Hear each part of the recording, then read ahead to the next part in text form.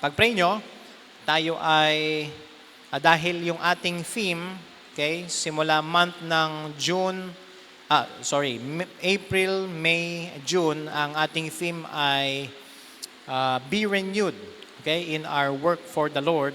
So magkakaroon tayo ng mga mensahe patungkol sa service. At magtutuloy yan hanggang sa next month, no? Sa July. Kasi sa Sunday morning, ako naman na magpipreach. Sunday afternoon, may speaker tayo. And then sa 21, meron din tayong speaker. So sa June 28, Father's Day yan, sa hapon. So ang mga mensahe natin ay manggagaling sa Book of Nehemiah. Okay? So magsimula tayo dyan sa Book of Nehemiah. Tapos, pinagpe-pray ko pa kung sisimulan na natin yung Book of Revelation. Okay? So, pag-aralan natin yung Book of Revelation. Okay? So, dito tayo ngayon sa message number 9. At ano ba ang meditation? Okay? Ito ba yung nakaupo kang ganyan, tapos nakaganyan ka, no? Okay? Yung meditation na tinutukoy sa Bible. So, sa ating introduction, nakalagay dyan, meditation is the act of spiritual evaluation where the believer ponders a spiritual theme in reference to God. Okay? It is a spiritual evaluation. Okay?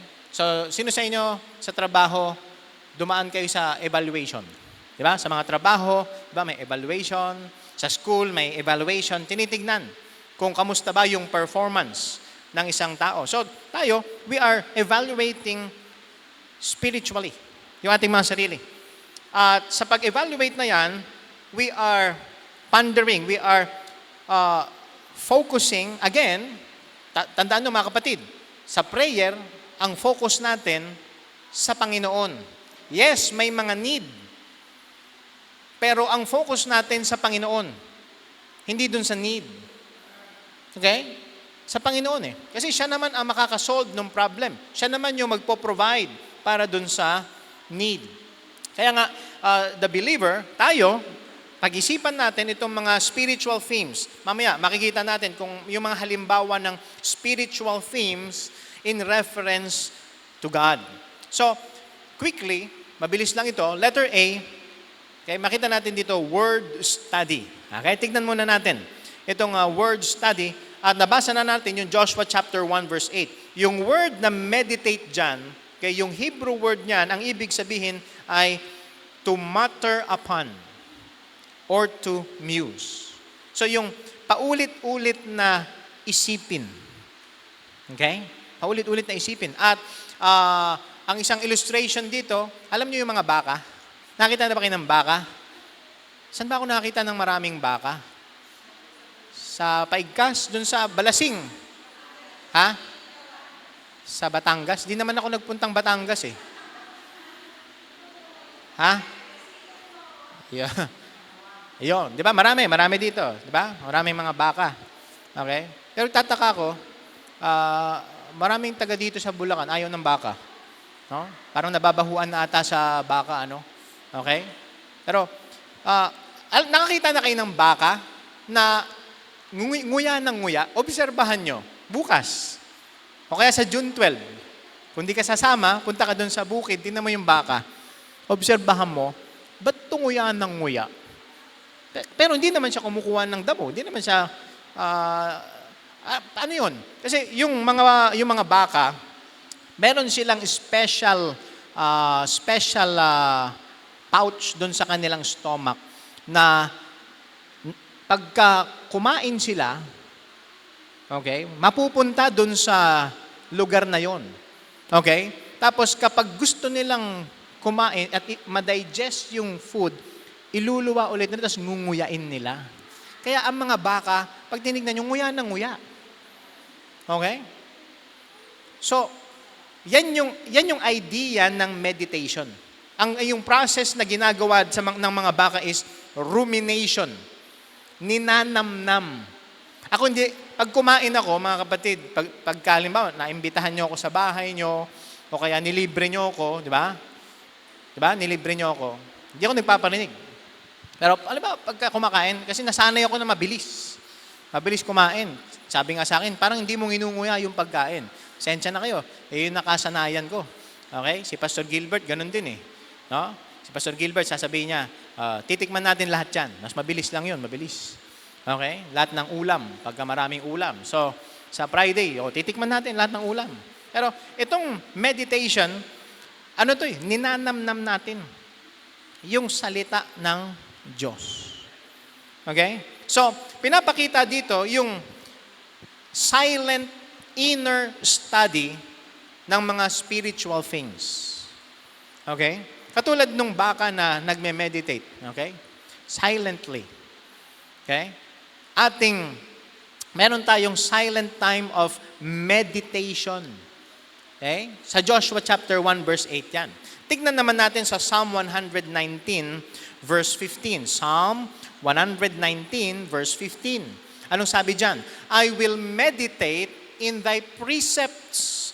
So yung precepts dyan ay isang term na tumutukoy pa rin sa salita ng Diyos. Okay? And have respect unto thy ways. So, I will meditate. Ano yung pinapakita dito nung psalmist sa Psalm 119 verse 15? Yung word na meditate dito means to bow down.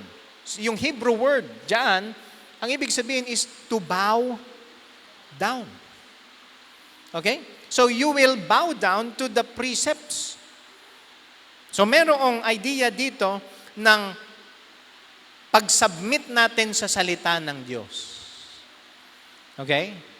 So, itong thought na ito, na binibigyan ng special na atensyon yung respeto natin sa salita ng Diyos. Okay? So, we are to bow down to the precepts, to the Word of God. So, nakita nyo? It means yung paulit-ulit, and then, meron tayong respect sa Word of God. And then sa 1 Timothy chapter 4 verse 15, buksan yung mga Bibles nyo, 1 Timothy chapter 4 verse 15. Okay, sa New Testament naman. 1 Timothy chapter 4 verse 15. Ano sabi dyan? Meditate upon these things. Give thyself wholly to them, that thy profiting may appear to all. Now, anong ibig sabihin nung meditate dyan? Yung Greek word na ito, ang ibig sabihin, to be careful, to show care. Okay? So, yung meditation, hindi lang yan yung nag-iisip ka ng good or positive thoughts about God. It means you are giving careful attention kung paano mo maa-apply itong mga spiritual themes na to sa iyong buhay. We are not just meditating for the sake of thinking positive, good thoughts. Okay? We must meditate. Tayo ay nagme-meditate para, paano ko ba? Kaya nga, nakikipag-usap ka dito sa Panginoon. Lord, paano ko ba maa-apply itong sinabi mo sa iyong salita sa aking buhay? Paano ko po ba ma-apply ito sa araw na ito? Okay? So, ganyan yung ginagawa during meditation. Okay? So, paulit-ulit, nilalagay natin sa ating isipan. Okay? Tayo ay nagpapasakop sa salita ng Diyos at tayo ay careful sa pagbibigay ng atensyon kung paano natin ma-apply. So, pag nag-meditate ka during your devotional hour, pag ikaw ay nagpunta na sa trabaho o ikaw ay nagpunta sa eskwela, makikita mo, napunta ka sa isang sitwasyon na maa-apply mo yung salita ng Diyos. Diyan mo na matatanong, Lord, ano po bang gagawin ko dito sa sitwasyon na ito? Okay? So, yan yung ginagawa natin during meditation. Hindi lang yan sa umaga. Okay? Hindi lang yan yung bago ka umuwi. You are meditating kung paano mo ma-apply yan sa mga bagay na kakaharapin mo sa araw na yan. Okay? So, totoo ang salita ng Diyos. Okay? Sana makita nyo yan. Sana makita natin yan sa ating buhay. Yes, may mga stories sa Bible. Okay? May mga stories dyan na, paano to ma-apply sa buhay ko? Halimbawa, yung kwento ni Noah, paano ma-apply yung ginawa ni Noah? Pinagawa siya ng ark. Hindi naman ako gumagawa ng ark. Okay? Pero ano tinuturo ng buhay ni Noah? Si Noah, nagtiwala siya sa Panginoon. Kahit na hindi pa siya nakakita ng ulan. Okay? Hindi mo pa nakikita yung sa mga estudyante, hindi mo pa nakikita yung mga lessons. Di ba? Kinakabahan ka na. Katatakot ka na. Baka hindi ako makapasa. Pero tiwala ka sa Panginoon katulad ni Noah. Sinunod lang ni Noah yung sinabi ng Panginoon. Sinunod lang niya yung instruction ng Panginoon. Di ba? Sa mga magulang. Okay? Sa mga magulang, hindi kayo sigurado sa future. Nakakalungkot nga, yung isang magulang ngayon, nagdadalamhati dahil yung kanyang anak na athlete, nalunod dun sa Aurora, sa Dipakulaw. Okay? So, pag-pray natin yung comfort dun sa nanay at dun sa family. Pero alam nyo, di ba? Hindi natin alam yung future eh. Pero bilang isang magulang, okay? Magtitiwala ka sa Panginoon. Susundin mo ang instruction ng Panginoon. Paano mo palalakihin yung mga anak mo, paano mo ipoprovide yung mga needs ng iyong mga anak. So, yung mga bagay na nababasa natin mga kapatid, sabihin natin, hilingin natin sa Panginoon, Lord, tulungan niyo po ako na ma-apply ko po ito. Okay? Pag nagbabasa ba kayo ng Bible, kinakausap kayo ng Panginoon? Ha? Kinakausap ba kayo ng Panginoon? Ha? Nagbabasa ba kayo ng Bible? Oh, kapag binagbabasa tayo ng Bible, okay? Nag-pray tayo, Lord, kausapin niyo po ako. Kakausapin talaga tayo ng Panginoon eh. Okay? Yung mga verses dyan, kahit ilang beses mo nang nabasa yan, parang mag-zoom in. Okay? At may ini-impress ang Panginoon sa mga verses na ito. Kasi hindi lang naman for information ang Word of God, it is also for our transformation. Okay? Ang salita ng Diyos, it is for our transformation. Okay? So, doon na tayo sa letter B. Okay? Letter B. So, nakita natin the word study. And then letter B, the value of meditation. So, merong value ito. Mahalaga ito, mga kapatid. Okay? Yung unang bagay na ma-experience natin through meditating on God's Word is number one, inner peace. Inner peace. Anong sabi dun sa Isaiah chapter 26 verse 3. Buksan niyo Bibles niyo. Isaiah chapter 26. Isaiah chapter 26 verse 3. Isaiah chapter 26 verse 3. Ang sabi dito, thou wilt keep him in perfect peace. Sino daw yung pananatilihin ng Panginoon, yung kapayapaan? Sabi dyan, mga kapatid, perfect peace.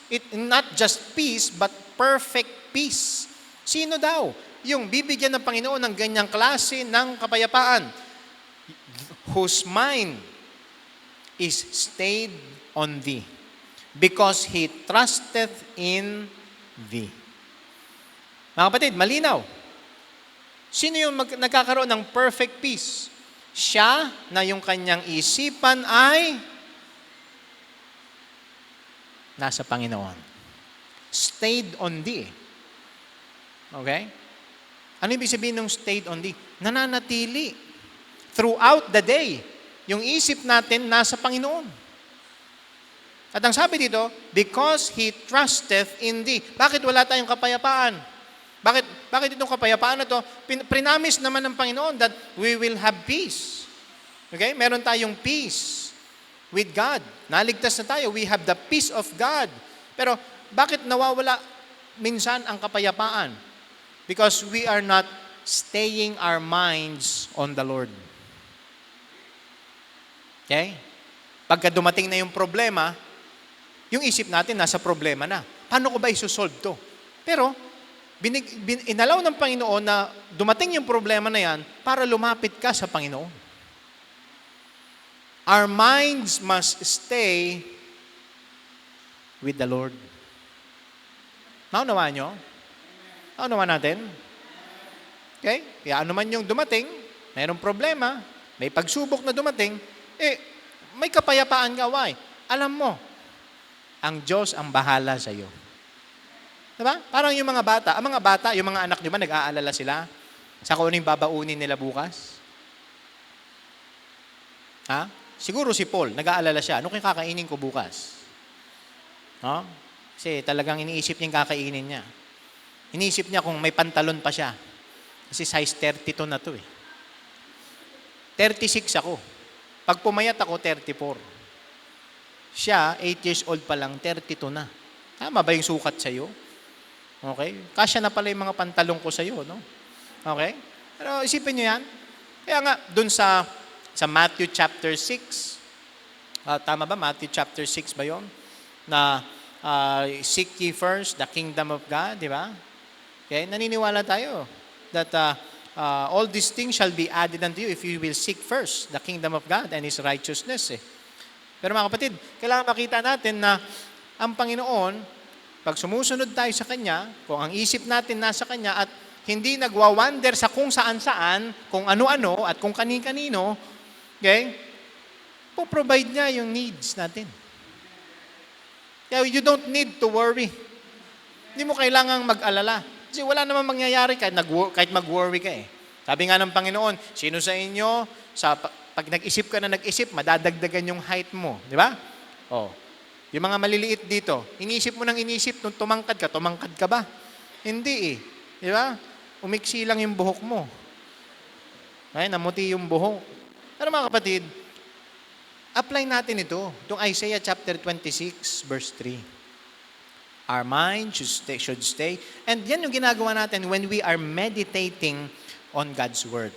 So kapag tayo nag-meditate, ano yung nagiging value nito sa atin? Ano yung nagiging benefit sa atin? Peace, comfort, and contentment.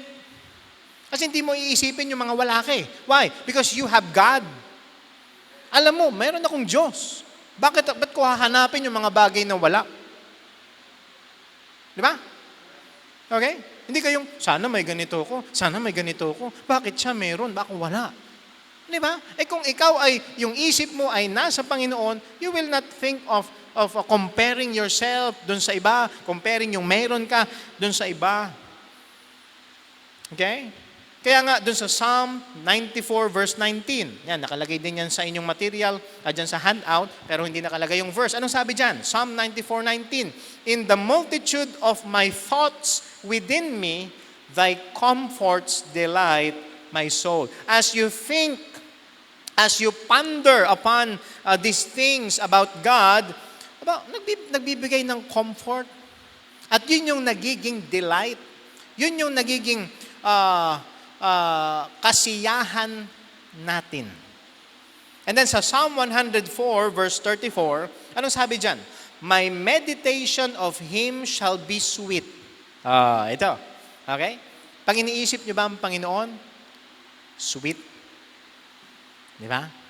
Sabi dito my meditation of Him shall be sweet.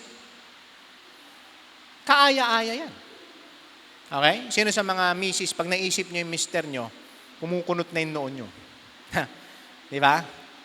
Okay? Diba? Pag naisip mo yung isang tao, di ba natutuwa ka? Mas lalo na pag naisip natin ang mga bagay patungkol sa Diyos. It is sweet. Di ba? Yung mga kabataan, pag may crush sila, tapos naisip nila, di ba? Para silang nakakain ng, ng kalamansi. Di ba? Pinikilig. No? Ang asim ng muka. Okay? My meditation of Him shall be sweet. It is delightful. At sabi dito, I will be glad in the Lord. When you think about God, when you think about God's faithfulness, when you think about God's mercy, God's grace, yung isipin mo lang yung biyaya ng Diyos sa buhay mo. Okay? Pag talagang inunawa natin yung biyaya ng Diyos sa buhay natin, magbibigay ng kagalakan . Magkakaroon ng tears of joy di ba? Di ba? Na ma-appreciate natin yung biyaya ng Panginoon sa ating buhay. And then, ano pa? Hindi lang yung inner peace, mga kapatid, ang benefit dito. Number 2, there is also depth and understanding. Lumalalim. yung pagkakakilala natin sa Panginoon. Okay? Yan naman ang purpose makilala natin ng lubusan ng Panginoon upang tayo ay mas maging katulad pa ng Panginoon. Di ba? That we may be conformed to the image of the Lord Jesus Christ. Sa Psalm 139 verses 7 and 18. Psalm 139:17. Ano sabi dyan? How precious also are thy thoughts unto me, O God. How great is the sum of them. Okay? Isipin nyo na lang yung thoughts ng Panginoon sa atin. Sabi ng psalmist dito, how precious of God thinking about us. At sa verse number 18, anong sabi dyan? Verse 18, if I should count them, they are more in number than the sand. When I awake, I am still with thee. Okay? Hindi mabilang. Yung mga bagay na hinahanda ng Panginoon sa atin, yung mga pwede niyang gawin sa atin, yung mga pangako niya sa atin, hindi mabilang. Okay? At iniisip tayo ng Panginoon. Sana isipin din naman natin siya. Amen? Okay? Ilagay natin siya sa ating isipan sa pang-araw-araw nating buhay. So, dun sa Psalm 1 verse 2, dinidescribe dito yung blessedness ng isang tao na nagme-meditate sa salita ng Diyos. Anong sabi sa Psalm 1:2? Blessed is the man. Okay? Psalm 1:2, sorry. Psalm 1:2. Anong sabi dyan? But his delight is in the law of the Lord, the word of God. Ang delight niya nasa word of God, and in his law doth he meditate day and night. Gusto niyo maging blessed? Ano ibig sabihin ng blessed dyan? Happy. Pag sinabing blessed or blessed, hindi lang naman yan yung puro material It means you are happy, you are joyful, you are contented, you have peace. Because nasa isip mo yung salita ng Diyos at ready ka, willing ka na i-apply yung salita ng Diyos sa buhay mo sa araw na yan. And then letter C. Ano ba yung mga tema na maari nating ilagay yung ating focus for meditation? Number 1. Okay? Number 1. Meditate upon God Himself. Yan ang Panginoon. Unahin natin. Mag-meditate tayo. Okay? Sa Panginoon mismo. Anong sabi sa Psalm 62 verse 5? My soul, ito kinakausap ng psalmist yung sarili niya Sabi niya, my soul. Diba? Pwede mo rin kausapin yung sarili mo. Huwag mo lang sagutin. Baka, ano ka na nun? Baka, daling ka na sa mental hospital, ano? Pwede mo kausapin yung sarili mo. My soul. Kausap nga My soul, wait thou only upon God, for my expectation is from Him. Iba ito sa waiting na inaral natin doon sa second message natin. Because yung waiting na yon involved dyan yung loving God. Okay? Pero ang meditating, it involves thinking about Him. Okay? Kasi yung waiting na yan, silent yan silently experiencing God's love for you. Pero ito, you are thinking thoughts about the Lord. Okay? So meditate upon God Himself. And number 2, meditate upon God's Word. Kasi sabi nga ng Psalms Thou hast magnified Thy Word above Thy name. Kaya pahalagahan natin mga kapatid, ang salita ng Diyos. Ano sabi dito sa meditation ng Word of God? So, since ito ay spiritual evaluation sa mga spiritual themes, ang salita po ng Diyos yung source ng ating meditation. Okay? Ito. Kaya buksan yung Bible. Buklatin natin yung Bible. Okay? So, pwedeng buksan mo yung chapter na naka-assign dun sa araw na yan.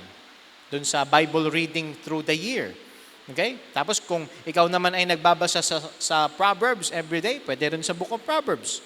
Okay? Sa mga bagong mananampalataya, basahin niyo yung John. Okay? Bakit Pastor, ano ba yung benefit pag binasa yung John? Kasi sa book of John, okay, pinapakita dyan that Jesus Christ is God. Okay? Jesus Christ is God. At dito sa book of John, pag binasa niyo yung book of John, so book of Gospel of John, basahin niyo yung pagkatapos nun, 1 John, 2 John, 3 John. Bakit po? Sapagkat isinulat yung book of John. Tignan niyo sa John. Buksan niyo yung Bibles niyo sa book of John. Okay? John chapter 21. John chapter 20, verse 31. John chapter 20, 30 and 31. So, pwede kayo mag-meditate. Okay?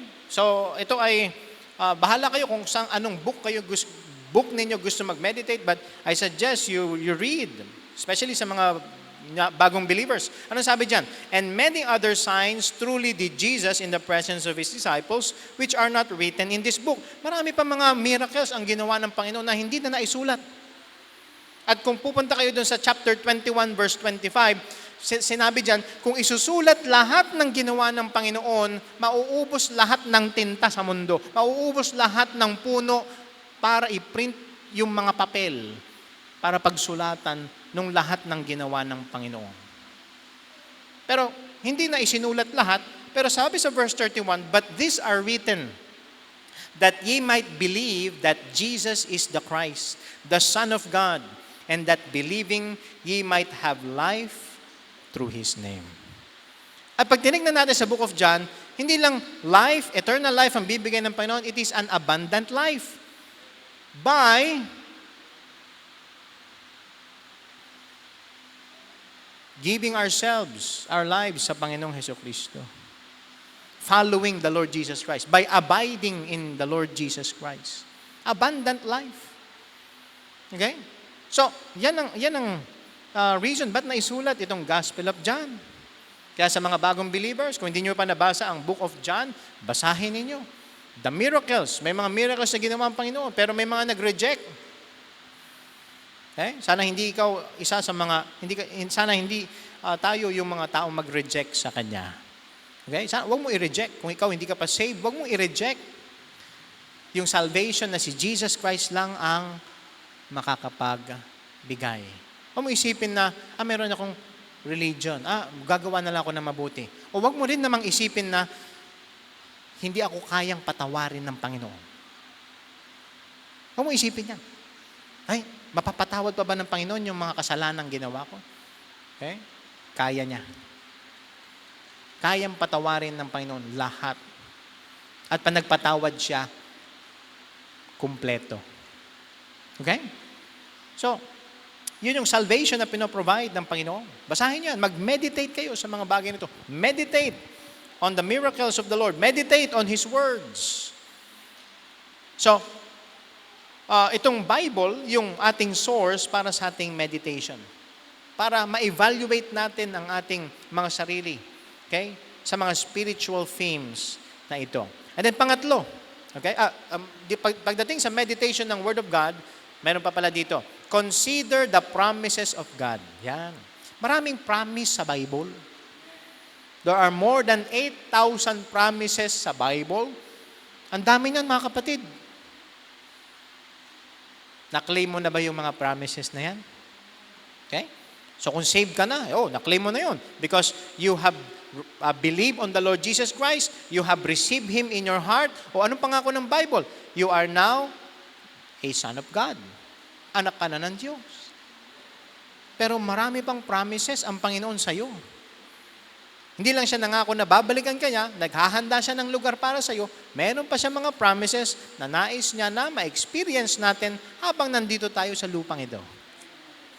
Okay? And then, we are to meditate, thirdly, upon God's works. Yan. Okay? So first, we must meditate upon God Himself. We must meditate, second, upon God's Word, and then upon God's works. Psalm 77, verse 12. Psalm 77, verse 12. Anong sabi dyan? I will meditate also of all thy work and talk of thy doings. Yan. Dito, alam niyo mga kapatid, lahat ng ginawa ng Panginoon, Okay? Hindi rin natin mabibilang yan. Hindi mauubos. Ubos na oras mo, hindi pa tapos. Di ba? Unlimited yan, yung mga gawa ng Panginoon sa buhay natin. Okay? Kapag kinonsider natin yung beauty ng nature. Yan. Sino ba sa inyo mahilig sa nature? Yan. Okay? Okay? So, maraming magagandang tanawin. Okay? Diyan sa Tanay, di ba? Sa Tanay. Dito din sa DRT. Okay? Sa Bulacan, madami. Di ba? Bulacan, daming flood control projects. Yung pupuntahan sana natin, yung ilog na resort, no? Una kong napansin yung flood control project eh. Meron naman. Okay? Diba? Maraming magagandang tanawin. At kapag nakita mo yung mga yan, diba? Nagpapaalala sa iyo na merong Diyos na naglikha niyan. Kung maganda ang pagkakagawa ng Diyos sa mga bagay na ito, how much more yung plano niya para sa buhay natin? Para sa buhay mo. Okay? So, hindi lang natin tinitignan o ina-appreciate yung beauty, but we must meditate on the truth that God is the Creator. God is the Creator who made all things orderly. Diba? Yung creation ng Panginoon may order. Okay? Kaya sana sa paglilingkod natin, pag pinag-isipan natin ito, at kapag tayo nag-serve, yung pag-serve natin, orderly din. Amen? Amen? Yung buhay natin, orderly. Kaya nga sabi ni Moses, doon sa Psalm 90, so teach us to number our days, that we may apply our hearts unto wisdom. Okay? So, ano pa yung ating pag-iisipan? Meditate on past victories. Yan. Yung mga tagumpay na binigay sa atin ng Panginoon, huwag nating kalimutan at mag-meditate tayo. Kung kahapon nagkaroon ka ng victory, di ba? Nagpe-pray ka, Lord, tulungan niyo po ako magkaroon ako ng victory over doon sa impatience ko. Di ba? Magkaroon ako ng victory sa anger. O pag tinulungan ka ng Panginoon dyan, pasalamatan mo siya at huwag mong kalimutan. No? O, binigyan ako ng Panginoon ng victory kahapon. Okay? Magagalit na sana ako, pero naalala ko ang Panginoon eh. No? Kaya, nakapagtimpi ako. Magmumura na sana ako eh. Pero, tinulungan ako ng Panginoon para hindi lumabas. Sa isip na lang. Diba? Minsan, hindi nga nagmura sa bibig, sa isip naman. Di ba? Pero, pag tinulungan ka ng Panginoon, sa mga struggles mo, nagkaroon ka ng victory, meditate on those past victories. Psalm 143 verse 5. Anong sabi sa Psalm 143 verse 5? Okay? In relation dito sa meditation on past victories, sabi dito, I remember the days of old. Yan. Okay? Pwede kahit yung mga bagay na matagal na. Meditate on those things para maalala natin yung faithfulness ng Diyos, yung goodness ng Diyos, yung mercy, grace, yung loving kindness, patience ng Diyos sa atin. I remember the days of old. I meditate on all thy works. I muse on the work of thy hands. Kapag tayo ay dumadaan sa time na discouraged tayo, di ba? Nadi-distress tayo. Okay? Normal yan. Nandito tayo sa katawang ito eh. Diba? Sino sa inyo nasi-stress? Kahit nga yung mga walang ginagawa na i-stress eh. Alam niyo ba yon? Okay? Kahit nga yung mga tambay na i-stress din. Okay? Walang taong nabubuhay na hindi na i-stress. Pero pag dumating yung distress, dumating yung discouragement, patong-patong, yung mga problema, makakahanap tayo ng comfort kapag nag-reflect tayo, nag-meditate tayo sa mga blessings na binigay ng Diyos. The past day, or the past few months, the past years ng ating buhay. Okay? Kaya kung ikaw ay discouraged, ikaw ay distressed ngayon, Iniisip mo na katapusan na yata ng buhay ko, wala nang patutunguhan ng buhay. Well, kapatid, it is time for you to reflect, to meditate upon God's faithfulness. Doon sa 1 Samuel, merong isang bato na sinet up si Samuel at ang Israel. Ang pangalan ng bato, Ebenezer.